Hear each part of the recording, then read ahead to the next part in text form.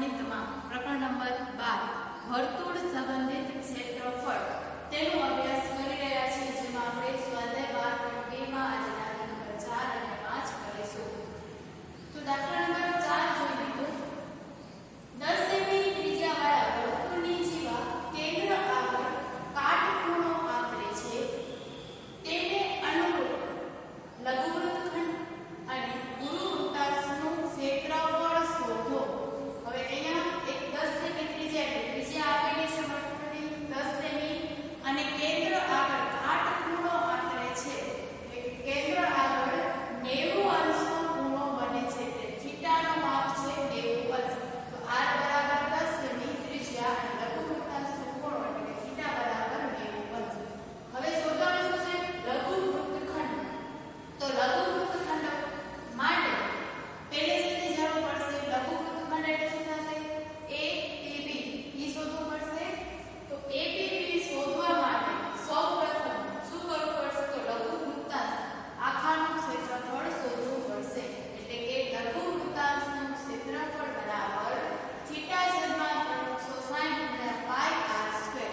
એ જે લઘુવૃત્તાંશનું ક્ષેત્રફળ શોધશું તેમાંથી આપણે આ ત્રિકોણ છે એ બાદ કરશું. એટલે આપણને શું મળશે? લઘુવૃત્તખંડ.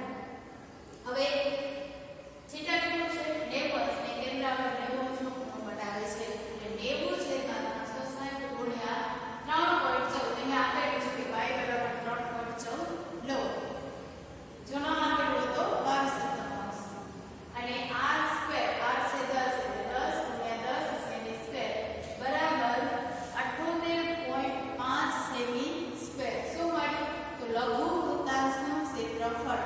હવે એના પરથી આપણે લઘુવૃત્તખંડ શોધીશું. એટલે કે જો ત્રિકોણ AOB માં ખૂણો O બરાબર 90 અંશ છે. એટલે કે AOB નું ક્ષેત્રફળ. હવે આ જે ત્રિકોણ છે એનું ક્ષેત્રફળ શોધીશું, પછી વાત કરીશું. ત્રિકોણ AOB નું ક્ષેત્રફળ બરાબર 1/3 પાયો ગુણ્યા 2.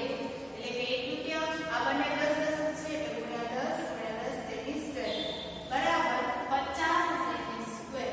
હવે બંને મળી ગયા છે.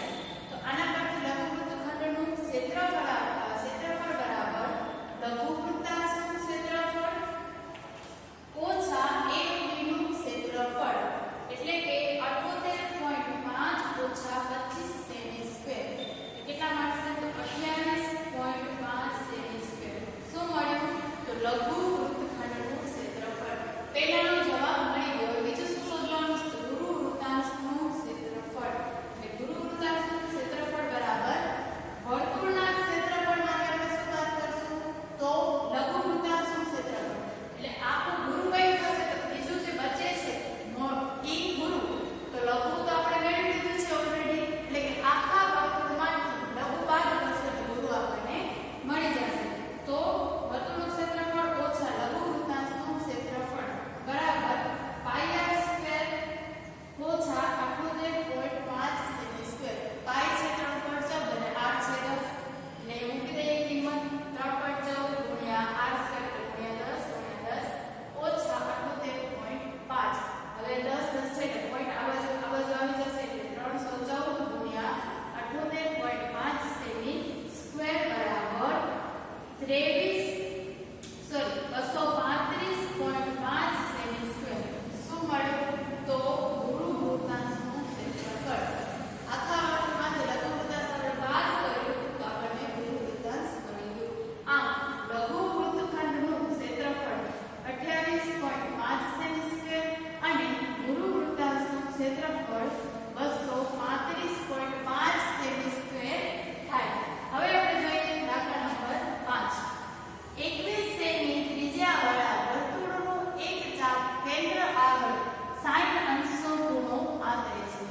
તેને અનુરૂપ ચાપની લંબાઈ અહીંયા કીધેલું નથી કે કઈ ચાપ, તો એ લઘુ ચાપ આપણે લઈ લઈશું. બીજું ચાપ વડે બનતા વૃત્તાંશનું ક્ષેત્રફળ અને ત્રીજું અનુરૂપ જીવા વડે બનતા વૃત્તખંડનું ક્ષેત્રફળ શોધો. હવે અહીંયા સૌપ્રથમ માપ શું આપેલું છે? r બરાબર 21 સેમી છે. થીટા 60 અંશનો ખૂણો બનાવે છે. સૌપ્રથમ આપણે શોધી લઈશું ચાપ લંબાઈ બરાબર થીટા છેદમાં 360 ગુણ્યા 2 પાઈ r. થીટા છે 60 ગુણ્યા છેદમાં 360 ગુણ્યા 2 અને પાઈ નથી આપેલું એટલે 22 સપ્તમાંશ અને ગુણ્યા 21 સેમી.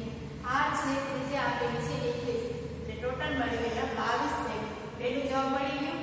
AO APB એટલે કે ચાપની લંબાઈ મળી ગઈ. હવે લઘુ વૃત્તાંશ APB નું ક્ષેત્રફળ OAPB શું કહ્યું છે કે ચાપ વડે બનતા વૃત્તાંશનું ક્ષેત્રફળ.